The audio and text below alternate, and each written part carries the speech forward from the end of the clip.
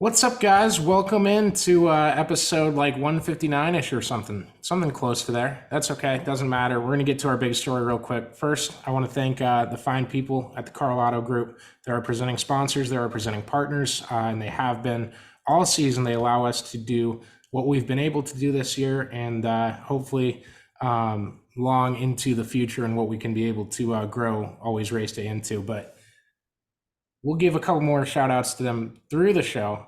I want to hit on the main story here with High Limit officially purchasing the All Star Circuit of Champions from Tony Stewart. I'm Connor Ferguson. We're going to be talking about it probably the entirety of the show. Might talk a little bit about stuff that happened this weekend, but I really want to get this out. I got Josh Gerlach with me on the show tonight. On the shirt. Yeah, your name always gets me into a roller coaster with my tongue. It is. Hey, you said it right, so that's good. Yeah, everything after that though, flummox, right? small baby steps, yeah. Right. So it's the World of Outlaws, like only off weekend of the year, only scheduled off weekend of the year. And this news was announced. It has been heavily rumored, We've mentioned it on this show. If you're every show listener, you've heard about it plenty of times. And the rumblings have been nonstop, I think, kind of since the Knoxville Nationals around that time of the year, when everyone kind of started to get word of this. Josh, what do you think? It's finally official. Yeah, like I said, it feels like it's been going on in the background for a while, and that's even from kind of what we had heard. Who knows how long this has been going on, but um, there's so little that's been put out so far. I'm really curious to see just how wide the shockwaves go. I don't know if some people grasp that this could be a very like seismic event in the form of sprint car racing, or in the sport of sprint car racing. And yeah, I'm really curious to see what comes next. Yeah, and I think that kind of is one of the questions for especially the more casual fans of I saw it riddled around social media today, and I know we asked for questions. We're going to read them at the end of the show. But one of them that I saw frequently was, well, they're buying a regional series, so now they have a midweek series and a regional series, and they're supposed to be World of Outlaws competitors. Well, yeah. Uh, for one, the schedule is not just going to be this year's high limit schedule and last year's all star schedule combined. I promise you that. That is absolutely not how this is happening.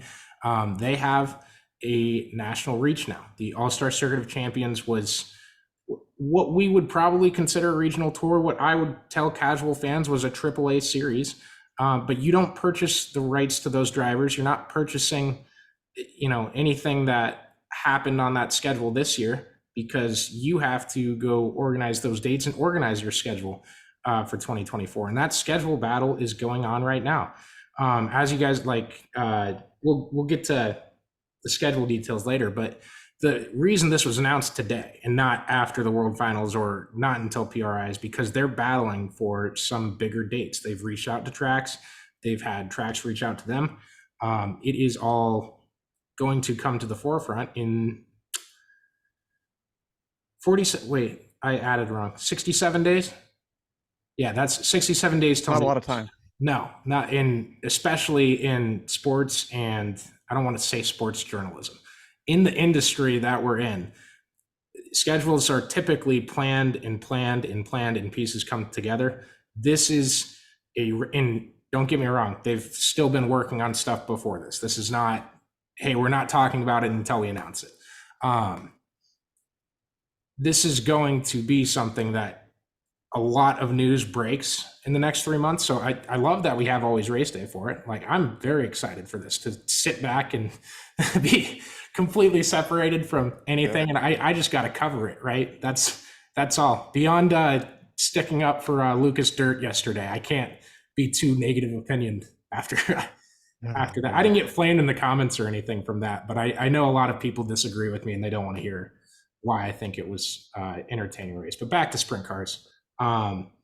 Just looking at what we might see from next year, what's the biggest thing that you want to see, Josh? I definitely have thoughts on this. I think kind of zooming out first is like, I think it is pretty important. This is a big deal too. Like, from everything that I've gathered, it's Kyle and Brad, but there's also Flo behind this too.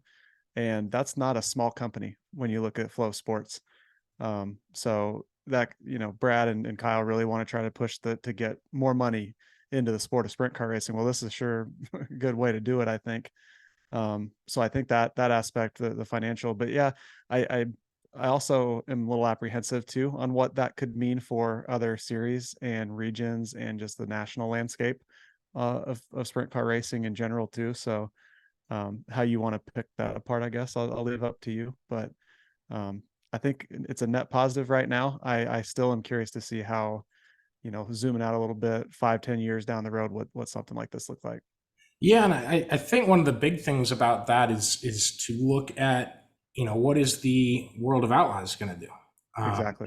That has not been mentioned by a lot of people whatsoever. And they want to, stay in front of this. They've had other series come and compete with them before, and they've won every battle. They've been through this. They've been taking a lot of punches here recently, though. If you They look have. at the They last have. year since this started, they've been taking punches and really haven't thrown a lot. So that's really I'm curious to see. And you know what the difference is really is I'm sure there's people that shared that opinion. Okay, so let me go big picture here. So what used to happen back in the day was, and if I'm completely wrong, shell me in the comments, please. Get on the YouTube comments and just roast me, please do. But I think you will trust what I'm saying, hear it, and go, yeah, that makes a lot of sense. But at dirt tracks, it's the same people kind of around. You're kind of in a traveling circus, okay? If there's a negative opinion shared by 2 or 3 people, and the right 2 or 3 people are around each other, where they're just all going to complain about it, it is going to turn into an echo chamber at some point, no matter how many, these people are doing this, these people are doing this. Or the common one I got yesterday with the Lucas thing, oh, well, NASCAR's ratings dropped since the 90s. Like, we need to go attract all the disgruntled NASCAR fans that left because of the chase for the championship. I don't know where the hell you got that, because the ratings have been up the last 5 seasons. Yeah. Like, serious. And I've never once met a disgruntled NASCAR fan that said, I want to get back into racing. Let me pay $150 a year to watch Flow. A different product. NASCAR not to divert. It's a different product than what it was 15, 20 years Absolutely ago. Absolutely is. Not, what am I competing? Not debating that. And Flow has great prices, not crapping on Flow. But you have this echo chamber of people that they're all sitting there like, yeah, you're onto something here. You're right. I think you're right. The World of Outlaws do treat us like crap. This sucks. Screw this. Well, you know where you didn't have that? You didn't have it on Twitter every single day for like the last 5 months. Bitching, moaning, no matter what decision they make, no matter when they make it, whatever. And I've had my share of critiques. I try to give people credit when they deserve it. I try to point out things when I feel someone was being unfair, when I feel someone was wrong. And I've always said, open invite. If you're an official or a body that wants to come speak on this show and respond to it, open invite all day long.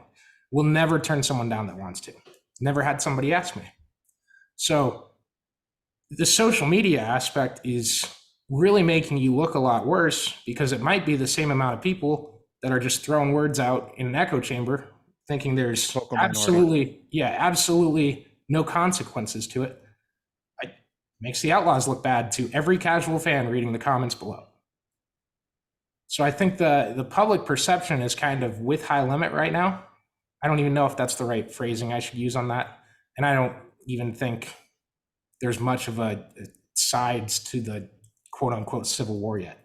But it's just a different dynamic than what we've ever seen in the past. And by the way, the 2 guys running the series is your 5-time champion and the most popular driver in dirt racing in the last 20 years. Yeah. At least going from guys who started racing in the last 20 years. I would say runaway Kyle Larson, and I'm sure Chase Elliott has more fans with the NASCAR thing because of who his dad is and stuff, but I'd put Kyle right up there with Chase as far as who has the most and whose fans are the most vocal, especially on social media. So there's a lot of layers to looking at it. I'm excited to see where this goes and see how it differentiates from those old times, and I'm gonna reach out to a lot of my older friends and ask them for similarities and differences and stuff as this thing goes along. You love, but like that's leading right into what I was going to say too. Is I am curious. I hope that We're gonna have to get your dad on a show. well, hell, I am older than you too, Connor. I Hell, I could be wouldn't considered put you up your there old with one friend. of the old guys.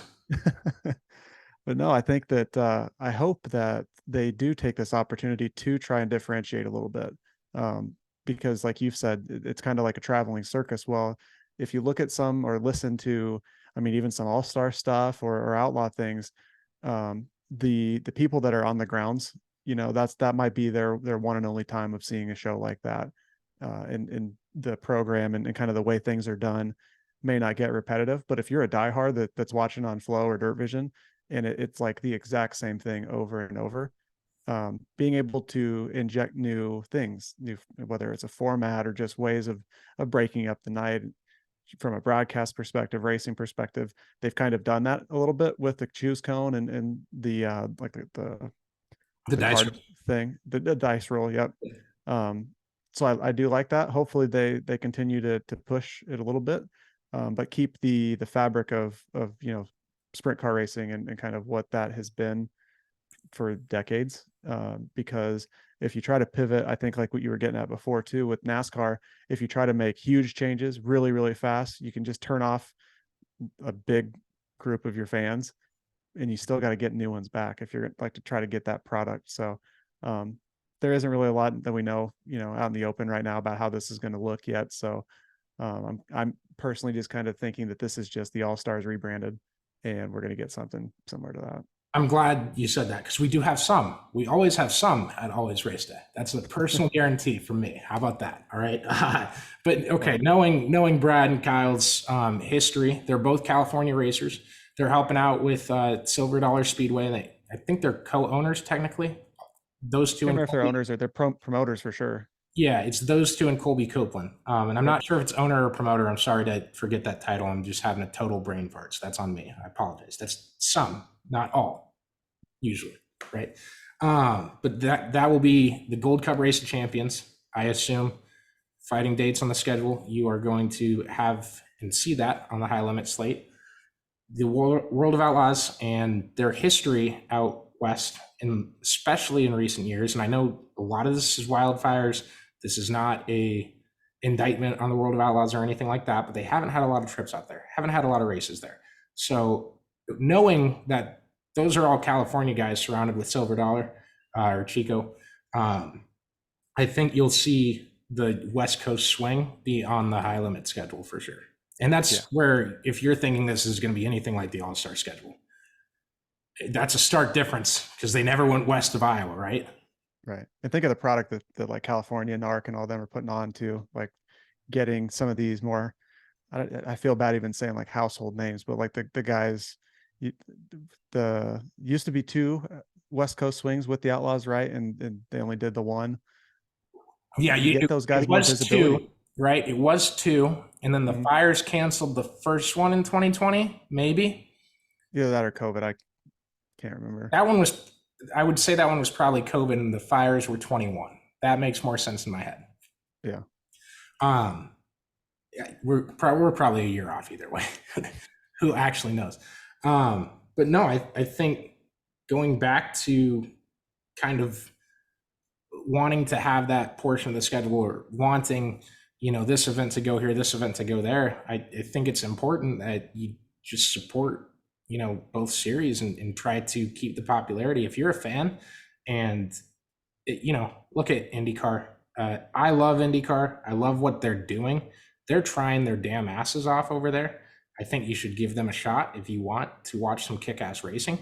But when that split happened, it completely tanked the popularity of the series. Now, I'll raise you that when the PGA Live split happened, the people on the internet love reading about logistical things that are going on. And I think that aspect, that social media aspect, can help in this thing to entice fans to be like, what is this I'm reading? Why are there so many words in this press release? Not that many words in the one we got today, but it's going to be a really interesting offseason. And thank God I can finally talk about it in like open air. There's so many like we had to take a part out of a podcast at one point. That was a fun video to edit. It took me like an hour and a half. Don't ever say I don't work hard, guys. No, but I guess I already asked you what was the biggest thing you wanted to see, and we can talk a few more about that type of stuff. The big question mark that is on the schedule right now that still I don't know either way is Ohio Speedweek. What are they going to turn Ohio Speedweek into? I wanted to know what you think they should go. Which way you think they should go with Ohio Speedweek? I mean, I just from like oversimplifying it, like I was saying earlier, I would just assume that it would just be the All-Star, like kind of using the base of the All-Star schedule. I know that there's been turnover, or at least it's been reported that there's been turnover with some of the outlaw officials. Some of the All-Star officials have been let go. But you would probably not turn everything over and lose all those relationships if you're Kyle and Brad. That wouldn't make any sense. So I would just assume that it's going to be there. If it looks the exact same as it has been recently, I don't know about that. But it would make sense that they would keep that. I don't know why you would want to get rid of it. There's a lot of sprint car drivers in that area that make those shows really good. And if you're infusing some more cash, like they talk about, like that's part of the reason for this series, that's only going to bring more too. If you're already have a big base of drivers to start with. So I would be disappointed if it goes away personally. Yeah, and this is a good talking point. This isn't going to be a debate though, which is probably the opposite thing I should say then. But like personally, I'm indifferent on Ohio Speed Week, but I think a large part of that is I've never gone there to check it out. It is a long drive. Don't get me screwed up. If the logistics ever work out, I'd love to at least cover half of it sometime in my life. No disrespect to the Ohio fans. I hope they have some sort of a speed week just to, even if it's not high limit sanctioned and they keep it going organically, that'd be very cool to see. But USAC has 2 speed weeks, right? The Lucas Oil late models race like in super late models in general race like 25 out of the first 27 race days of the year. It's the market and the share of everything and the dates, it's a little crowded, especially where Ohio Speed Week is usually placed at. And you rarely, do you have trouble remembering who wins Speed Weeks?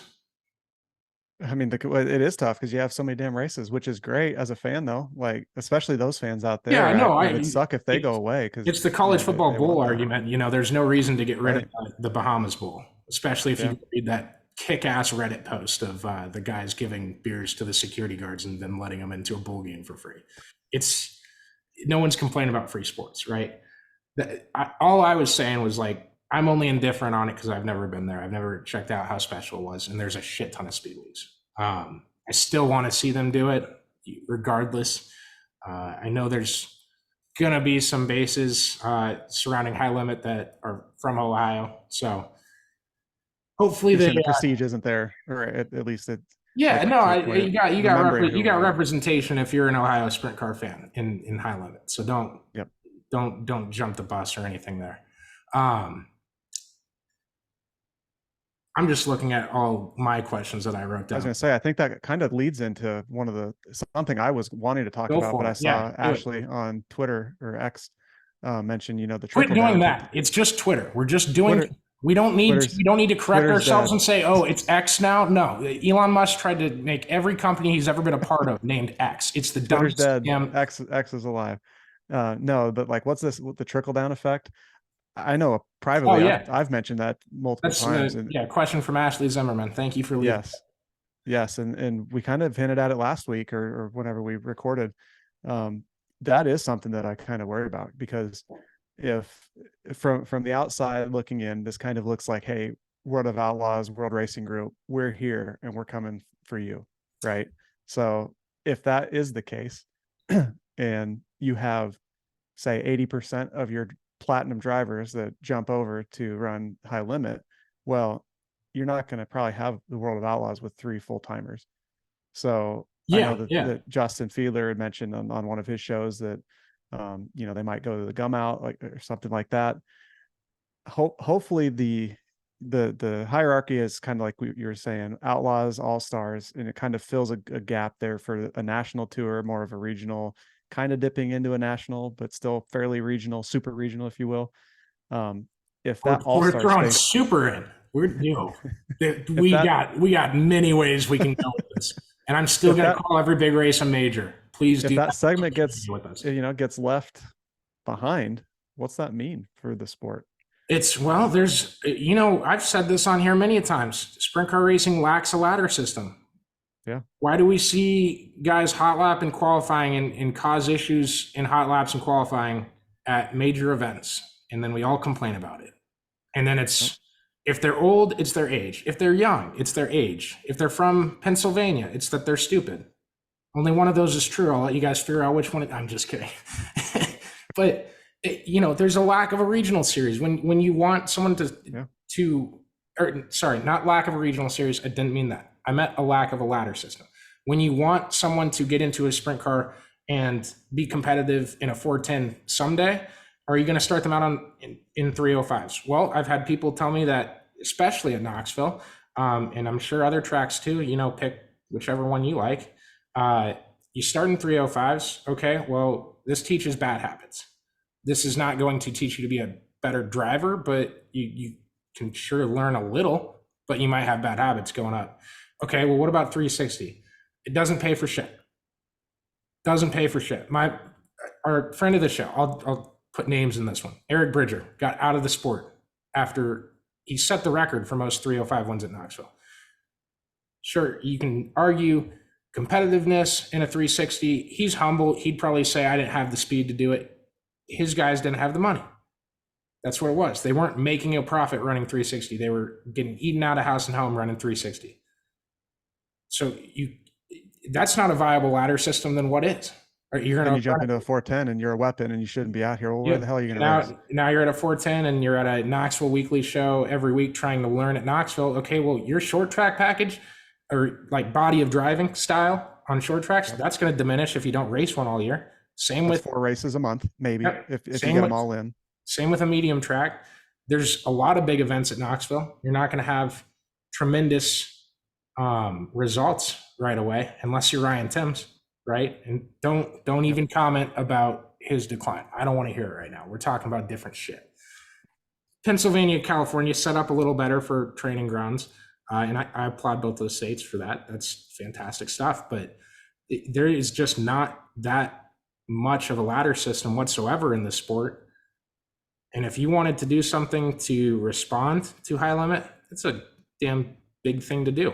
And I know some people, I have this on no authority that the World of Outlaws were ever thinking about buying Devil's Bowl Speedway when they found out it went up for sale. That I'm not reporting that whatsoever. I saw people that wanted that, especially in our comments. That was the number one comment I got all week last week leading up to Devil's Bowl.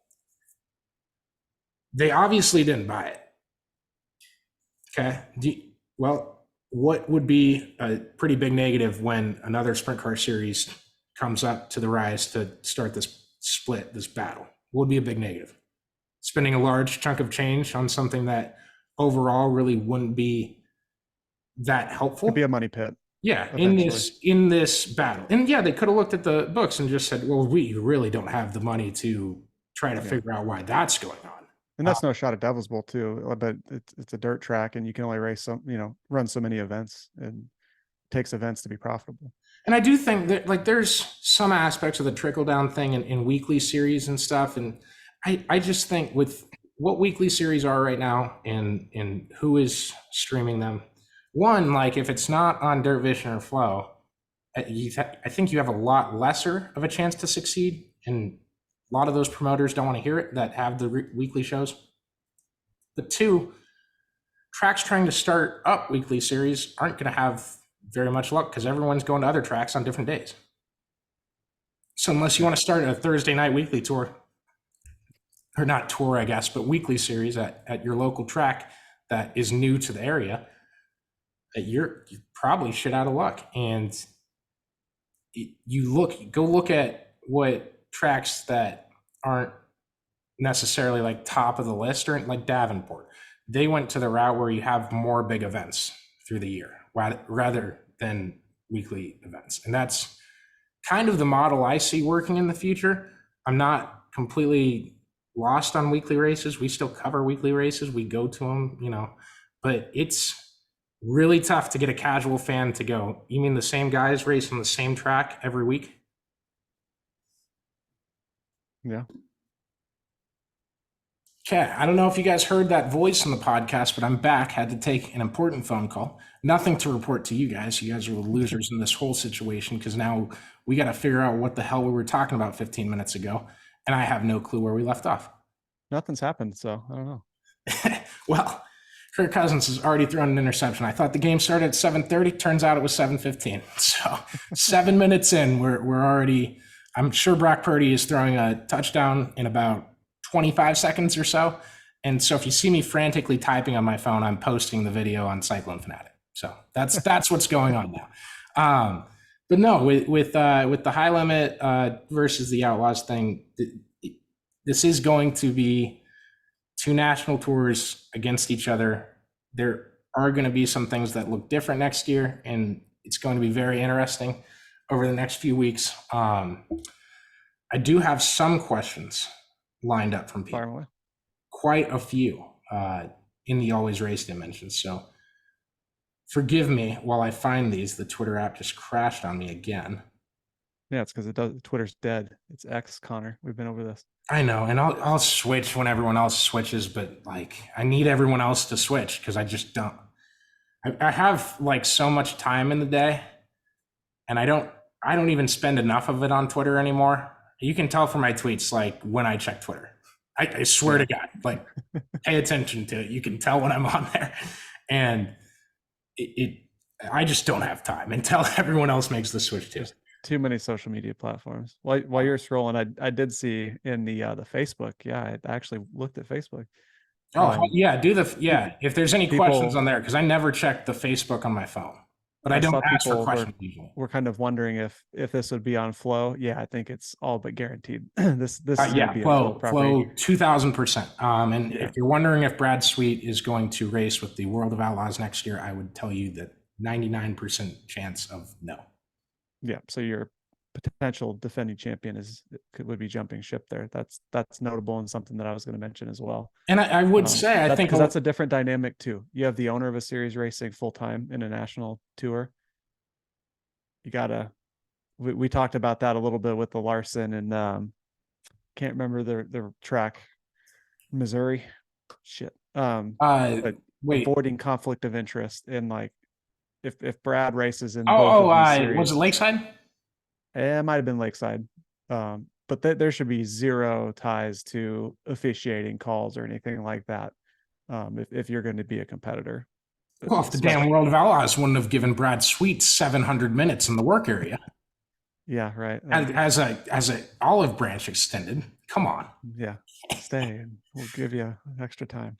The conspiracy theories are some of my favorites because usually if they obviously like the normal ones are annoying like that one, but like they get funny. They just get outrageous and then you just can't help but laugh. Someone's gonna read this and think it's true. Hopefully not, but goddamn, that's good. That's a good thought. One of our number one I'll call Blaine one of our number one fans for sure. He's on the Mount Rushmore of Always Race Day fans from day one. Blaine Kupka. Should probably ask him how to pronounce his name since I'm going to say it on here. He says, what do you want to see from the Sprint Car Series next year, and what do you actually see happening next year? I love how he phrased that, because those are certainly two different answers.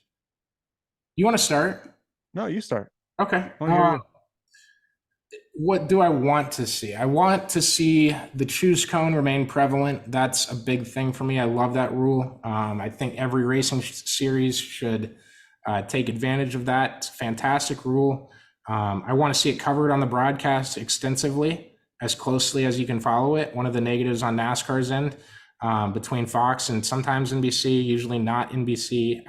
Depends on the time of the season. Ask me about what the TV provider for NASCAR is pissing you off with, and you can get from that fan base almost exactly the same thing in February and in October.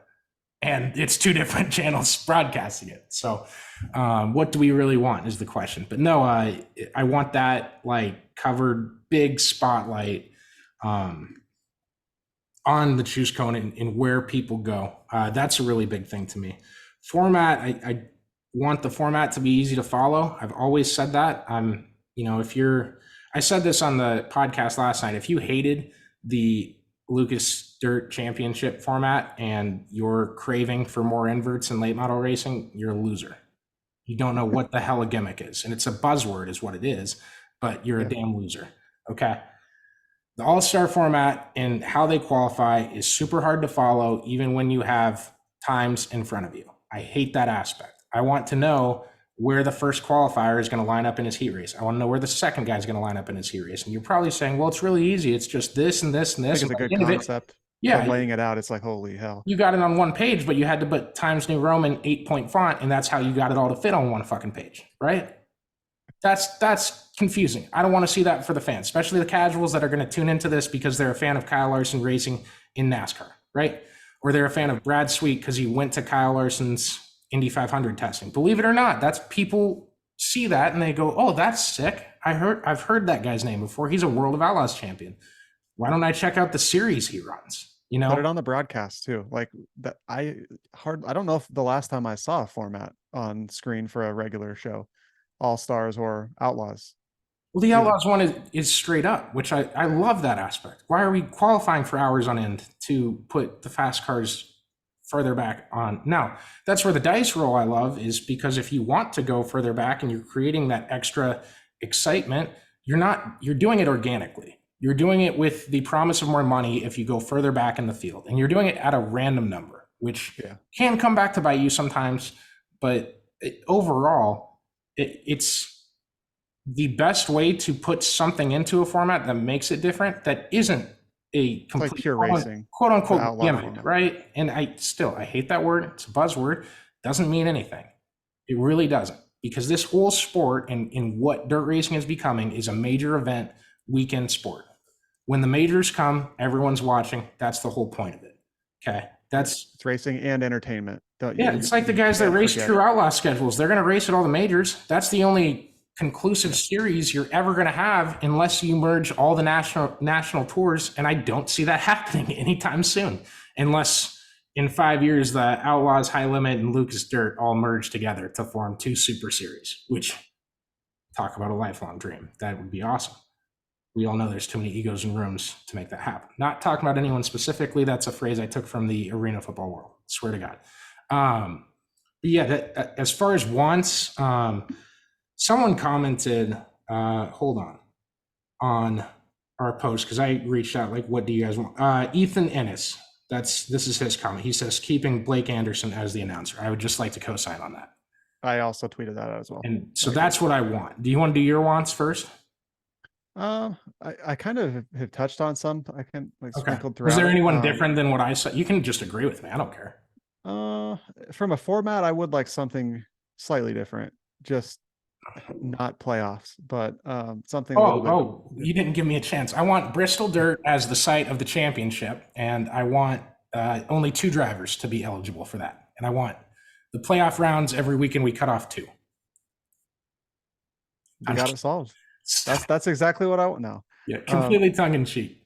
Yeah, no, I wholeheartedly agree that it needs to be easy to follow. And I mean, if you're trying to, because I mean, like it or not, sprint car racing is definitely growing. I don't think this happens if it's not, but it's still a fairly niche sport, and you have to make it accessible to people that might, like you said, might be coming over from the NASCAR world or who knows what, but easy to consume and understand what the hell's going on the track. But like pump the guys even more, like the people that that sign up to race the series full time.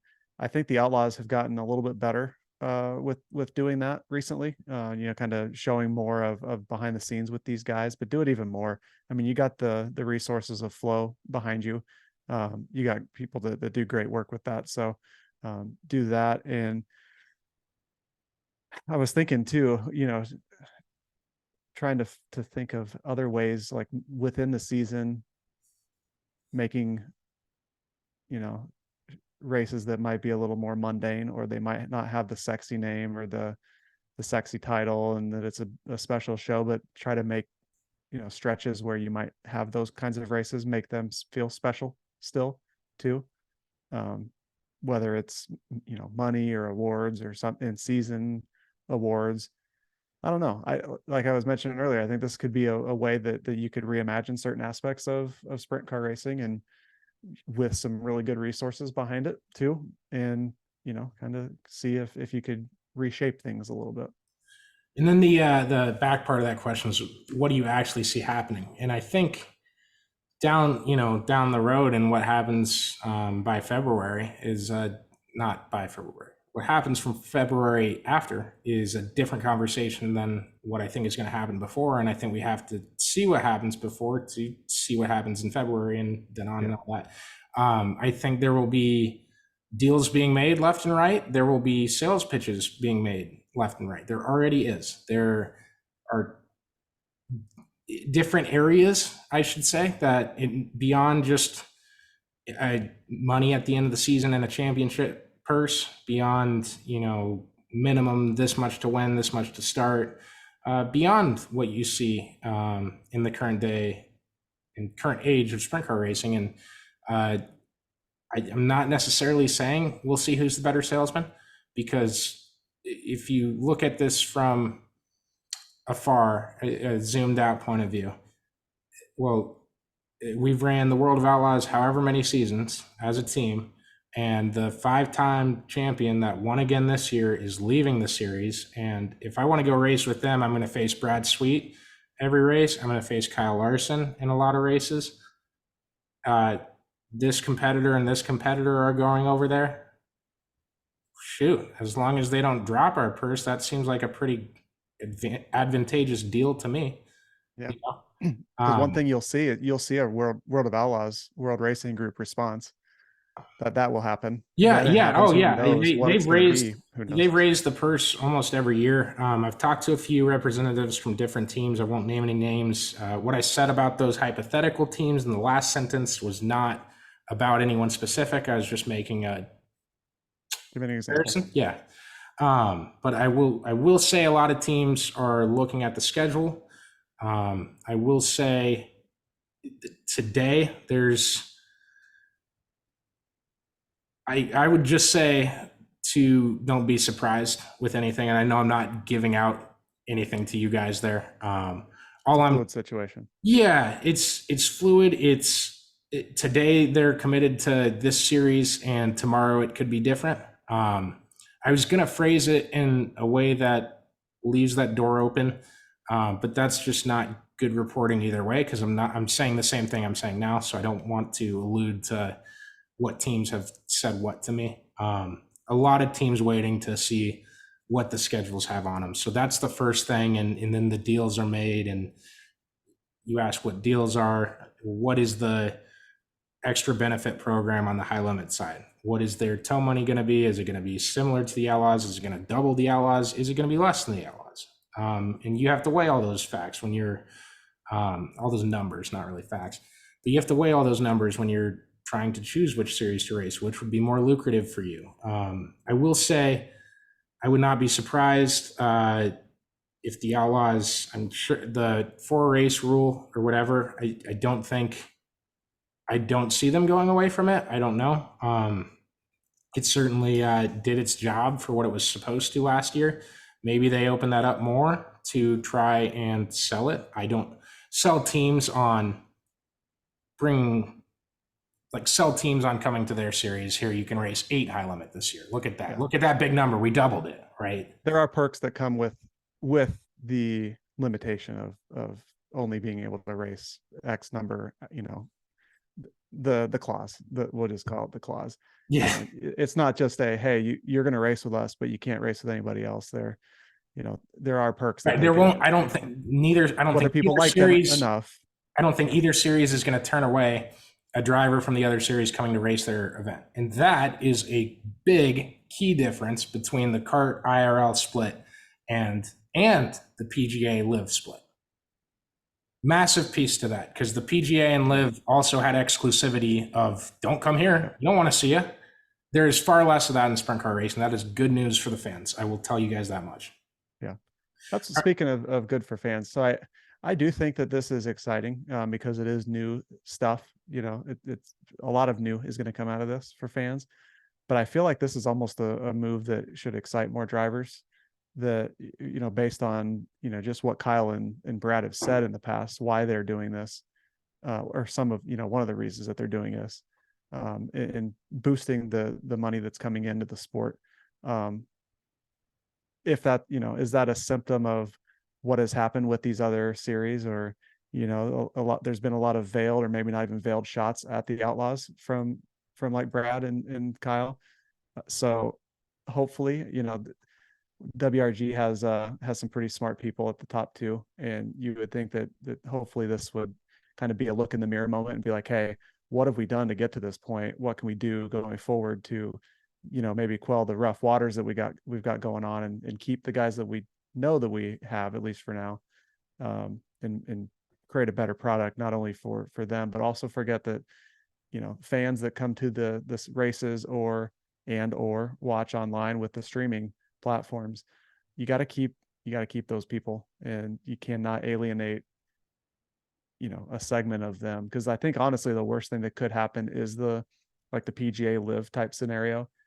It would be very bad for the sport if you start segmenting fans like that, and it's like, oh, I'm not going to watch a race because it's the Outlaws, or screw the high limit people, they left the Outlaws.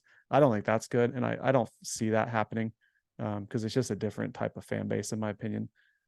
But hopefully the powers that be can learn from this and see how to make it better for everybody involved.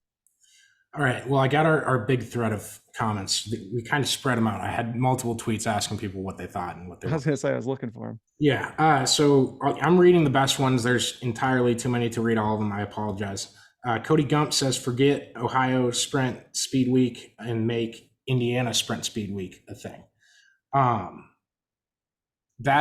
He's talking about 410. Why not both? Would be my response. Yeah, he's talking about bringing another Indiana Speed Week. He wants to see Indiana get a Speed Week for 410s. I don't think you'll see that because of what Ohio is.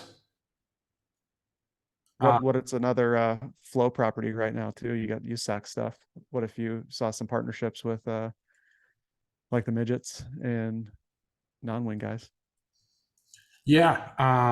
Who knows what that could bring. I'd love to see that though, especially have one be the support, have one not. Who knows?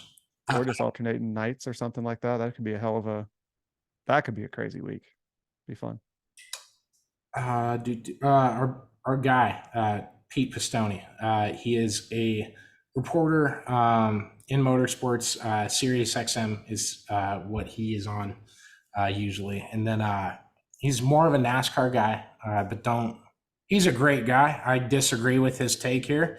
Fantastic dude. We love him here. Damon has job shadowed with him. Fantastic dude on all accounts. He says inverted starting lineup, so 90% of the feature winners don't come from the front row like it does with the Outlaws as well. I disagree with that thought. I don't think the feature winners always come from the front row. I think we have plenty of passing in sprint car racing, no matter what format you use to get there. And I don't think that putting fast guys in the middle of packs behind slower cars generates good racing. I think more often than not, it generates early wrecks. So I don't want to turn this into a format debate, because I know your thoughts on inverts and stuff, and the playoffs.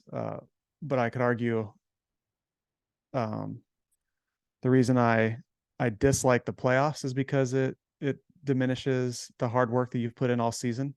And I think that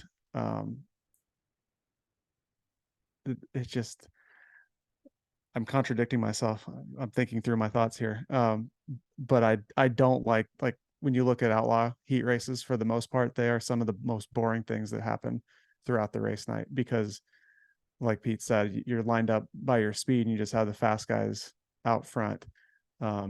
Things happen, it is racing, and stuff happens. And I agree with you. I would push back a little bit on the feature winners always being on the front row. But I think there is a mix, a balance that you can get with some type of a format where, fast guys still have to pass cars throughout the night, instead of, maybe being quick time. You start on pull of the heat when you're in the dash and you happen to draw an 8. So then you have to pass cars.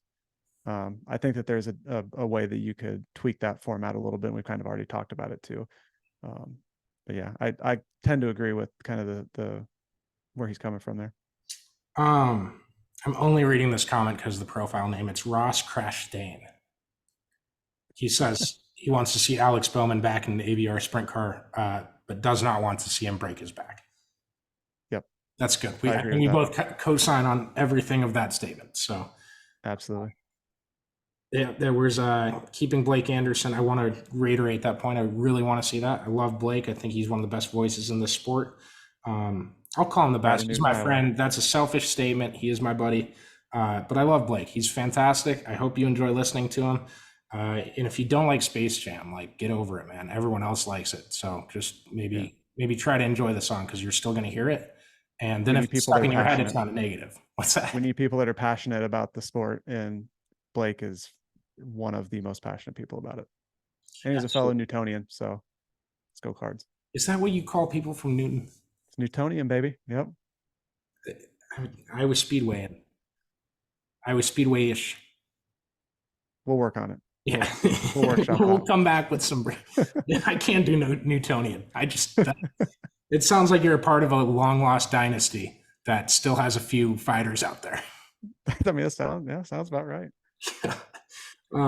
Increased purse, get it. I like this one from Tyler Jackson. The Shark 8 Dirt is his at.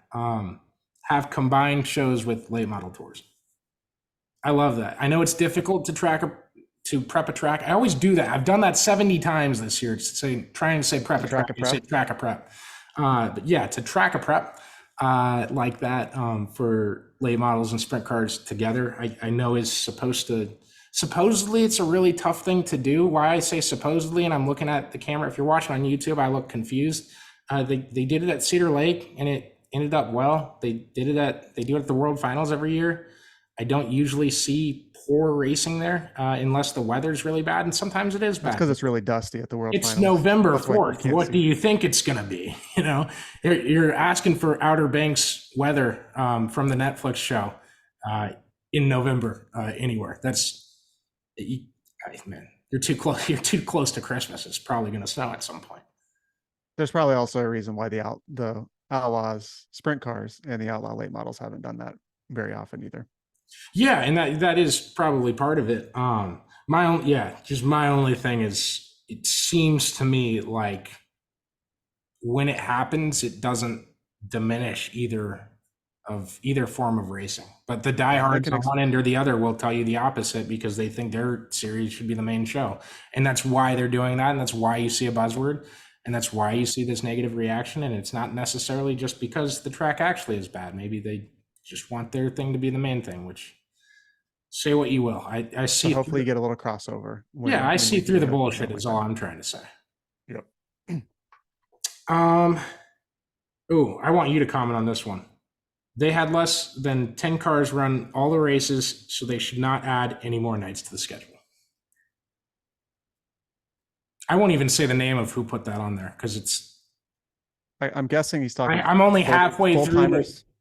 Yeah, he's only counting full-time cars, quote unquote. Yeah, so I mean, you could also look at the Outlaws too. Outlaws, I think, maybe had 12 or 10 to 12 full-time platinum drivers as well. So, I mean, like we were talking about earlier, you know, at the end of the day, it's 410 sprint car racing is not NASCAR Cup Series, and you just don't have that number of guys that can do an 80 race schedule or a 60 to 80 race schedule where you're racing every single weekend. So that would be something that I would push back on. I mean, if you can get your 10 to 12 full-time guys, and then you get 10 local guys, I mean, you're damn near at a full field. And that's mostly what you get whenever you go to these national tour events. Yeah. And that's what ends up happening to a ton of them. It's very tough to pay very deep in the field like that. It takes a lot of money. It takes a big brand. It takes a brand that's been around for a long time to pay back to even 14th in the standings. I think the Outlaws paid a 12th this year. And I'm sure there's probably a little consolation prize for teams that run every race and finish after, if there was that number of teams running. But you start the World of Outlaws late model season, there's 19 full-time guys. It's never 19 by the end of the year. Exactly.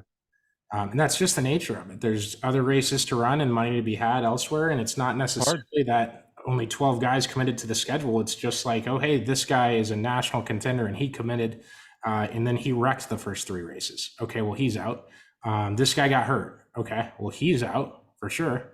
Okay, well, this guy got in a fight with his team and left the car. And again, these are hypotheticals. These are not real people. So he's out. Okay, so you've lost 3 cars on just random circumstances already. You just can't ask for more than what you get, honestly, at this point. And as we said, you're looking at a sales job back and forth who's not necessarily who has a better sales pitch, but who has more or a higher quality of things to sell. Someone said they love how they run a clean show and they don't mess around. I agree with that. They definitely were braggadocious after the year on social media about what time their races got done. And that's very important to the midweek show. Especially in the middle of the week. Yeah. Someone said even during the week. Sorry. Oh, no, you're good. Yeah. Especially on a school night. But someone said burn the dice and it got 5 likes. I want to know why. Why do you think that? And are you a pro invert guy? Are you a pro invert guy? If you're saying burn the dice, are you a pro invert guy? That's what I want to know. That's the first. I'm going to start just asking people that when they complain to me, and then just okay, your opinion doesn't matter. Next, I don't have to reply to anyone else ever in my life. That will be. Might change my name on here to pro invert guy. You always go after the shit I hate. I need to make a burn. Unbelievable. I'm texting Chris about this. We're going to have a big fight. He's a little preoccupied. Apparently the Vikings got a fumble recovery. I don't know what the hell is going on, but massive upset there. I do like some of the, just kind of diving into some of the other comments, talking about, like you'd mentioned already, the Indiana sprint week.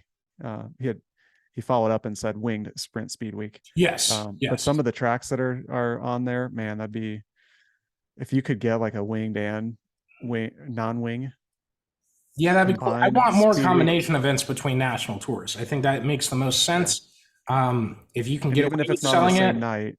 Yeah, and if you can get away with selling it on the same ticket, and even okay, say it's $35 when USAC comes. If it's $45 to see both USAC and High Limit, or USAC and the Outlaws, that's like so much more valuable to me than just one or the other. And it's tricky though. If you start talking about like a 5 or 6 races in a week, that'll add up quickly. So that's the yeah. That's the Speedweek thing we touched on. So we've hit every corner of this. I think we're in a good spot. Two more comments, then we'll let you guys go. It says more high admission. I don't know what is high admission. Time trial, front row, win racing, and an R. Sounds like they're not. It's a Pennsylvania fan complaining that national tours might charge a little bit more for their races than weekly shows do. Yep. Which, I mean, that happens. NASCAR charges more than your local event. I want to ask him, do you believe that Pennsylvania has the absolute tote for tote best all-around weekly series in the country, weekly drivers? Okay, which track are you picking then? Because that's not the same at each track. And you really think they're beating California? Hey, that's a hell of a off-season. We're team Knoxville here. I'm there. Putting California above them. So can't say I'm biased. You can't say I'm biased.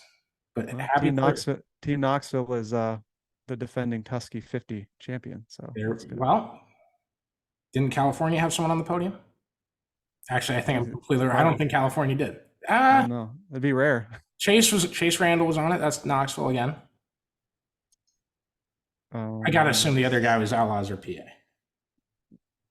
God, I can't even remember. Losing my mind. That's okay. Also, if anyone gets mad at me for a sarcastic comment on here, I will fire back. Way dumber. You cannot argue with dumb me. I promise. Like, you think I'm like fun to argue with now. Just wait till you see the stupid version of me, because I won't let you. You can't distract me with facts. I'm just going to tell you mine's better. Don't be using gimmicks. Last one here from the Slide Job Racing Podcast.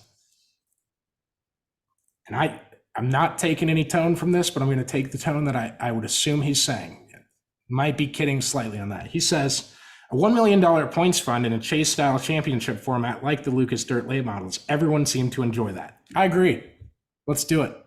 Do it in sprint car racing. I'd love to freaking see it. Love to see it. Especially if the championship race is the last round, award a regular season champion. There. Now your champion is deserving. You don't even need to. I got something for you. Yeah. Don't make it a one race winner take all. I'm fine. I would be okay with. Oh, with shut up! No, no. Yep. What are we going to? It all comes down to race 7. Are we going to do race 7? It's too many chances of something of a track having a big ass hole that Dave points out afterwards, or what have you. There's too many things that can go wrong in one single race. That's the one of the biggest complaints I've always had against a playoff format. It's not a stick and ball sport where it doesn't. To me, and that's just the traditionalist in me, just doesn't compute. Well, I agree, but I think my regular season championship loophole absolutely alleviates all our concerns there. If you did like an actual, like the original NASCAR chase style thing, I would not hate that nearly as much as I would with a playoff that ends in one race, wins everything. That might be another show for another time, though. It could be. I would say I would like it, and well, you guys know my opinion on this winner take all championship. It's because of how much of a big event weekend the sport has turned into, and what crown jewels end up with the World of Outlaws and what ends up with High Limit is going to be a big talker in the off season. It just is. So, Tony Stewart, the Eldora guy, sold his series to Brad and Kyle. So what happens to that weekend? That's a big question, right? I'm not. That was not tongue in cheek. Me. I was not saying that it's going to High Limit. Just so y'all get it. I'm gonna read some tea leaves there, but yeah, I don't know. Read tea leaves into some. I'm not even remotely reporting it. I'm not saying you are. I'm just asking questions. We could ask more. We should just do a podcast where we just ask questions. Conspiracy 101. I think overall, though, like I don't know if I've come off as being a little bit of a downer, but I think it still is awesome. The late model fans are going to love you for your takes on the. No, I'm saying the High Limit, just the whole High Limit. I think there's going to be a flood of late model people in the comments that are just like, "Hey, came here from the last video. That guy's an idiot. Get this Josh guy on here more." Yeah. No, I think it's great that you have racers that are going to be kind of at the helm of a big, maybe potentially the national tour in the game. I don't know. We'll see how the World of Outlaws respond and how they move forward. But having guys that have done it for their entire lives and not a corporate person or somebody that is kind of the owner, but not really overseeing the day-to-day stuff, like probably Tony Stewart. This is me speculating. Tony has so many different ventures. I think that this will probably make drivers feel a lot more heard potentially, because that was a theme that I had heard from a lot, that they don't feel heard. And that's a good way to piss off your talent, is not listening to them and not taking their feedback. So maybe you just end up going and making your own thing, and then you'll listen to the talent, which are the drivers. So it's an exciting time. There's a lot of questions, but it's an exciting time to be a sprint car fan, I think. It absolutely is. One more time, we're brought to you by the Karl Auto Group. Thank you to them. Thanks for being our presenting partner or presenting sponsor on the Always Race Day podcast. And as far as the split goes, I don't need you guys to like everything, but do watch everything and do it for us, and do it for Always Race Day and read our shit. I hope this goes well. I hope it helps the sport. I hope it brings more eyes on the sport. I don't even want to say whether it ends positive or negatively. I can't wait to see how it shakes out, and we'll just see.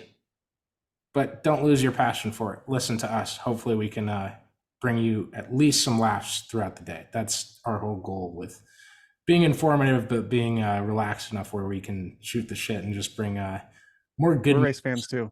Yeah, more good moods to the sport. I'm a race fan before I'm anything else. I wouldn't do it in like a real press box. We don't really have that problem anywhere. But if my guy Ayrton wins a race, I'm gonna be jumping out of my seat wherever the hell I'm sitting. Just not in the center tower at Knoxville. Don't climb down. No, you can jump on that. It's super solid. Damon won't believe me. I promise it's very sturdy. I felt it. You can jump on top of it and it does not fall Yeah. down. Yeah. Oh yeah, it's Just fantastic. stay on it. Don't Go jump. play those old World of Outlaws video games. And when you hot lap and you're driving around the pits, like you run into that tower doesn't budge. Mike did a good job. Yeah. I'm going to give him credit for building that whole thing. I'm hoping he gets in the Hall of Fame and they graciously let me speak for 15 seconds. I'm just going to say, hey, he built that damn tower down there, just so y'all know. All right. Appreciate y'all listening. We will have more maybe later in the week, maybe Sunday. We're kind of just going to see how things shake out. If stuff breaks, expect a lot of emergency episodes and podcasts. This was kind of a scheduled one, but we're pretty quick with it. I'm very comfortable now going solo. I've done 3 shows. I didn't like the Sunday one. Didn't like how I sounded because I was kind of jumping around from every one of the 70 comments I read about this bullshit reason why someone didn't like the championship format. We've touched on it too much tonight already. But yeah, we'll be around. Keep an eye on the podcast feed. Keep an eye on our feed, and we'll let you know what's going on. And don't be afraid to ask. Like I've had a couple people DM me while I'm recording this. So, but appreciate everybody that listened, and thank you so much. And we will see you when we see you. But enjoy the rest of your week, at least as far as this one goes. So appreciate y'all.